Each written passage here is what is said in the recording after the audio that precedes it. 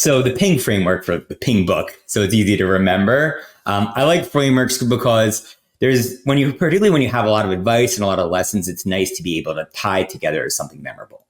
But in the framework, it starts with P, perspective taking.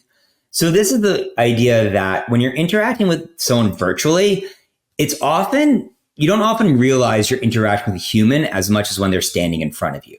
Because if you're doing an email or instant message, you're just staring at text. Even in video calls, the person's just a small square on your screen. And as a result of this, research shows that we tend to be less likely to take the other person's perspective.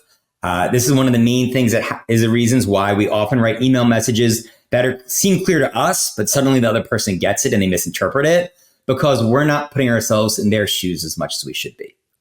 Next, I, that's initiative. So when it comes to virtual communication, one of the important things to do is to take initiative to add back things that are in person that are missing from virtual communication. So for instance, small talk. It's one of those things that many people hate because small talk feels like a waste of time. And research does show that small talk does reduce productivity.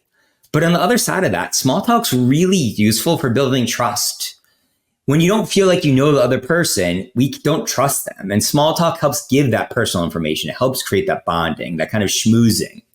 So for instance, if you're writing an email, research shows that if you just add a couple sentences saying, oh, hey, how was your trip that you mentioned that you took this past weekend?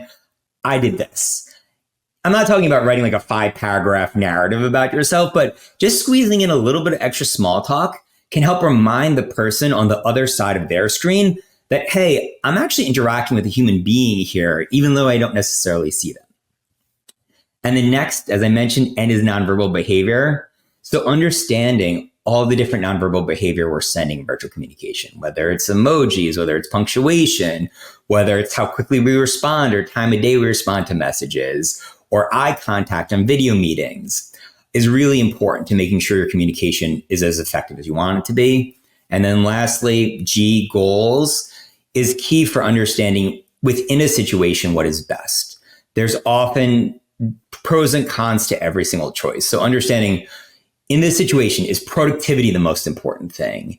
Is building relationships the most important thing? And that can vary what you end up choosing. So for instance, email may be the most effective way to send a note. It may save you time, but on the side of that, having a short video call might be better for the relationship. So within any given situation, being mindful and determining your goals first is one of the key steps to taking to make sure you make the right choices. So that basically brings together the whole Ping framework there.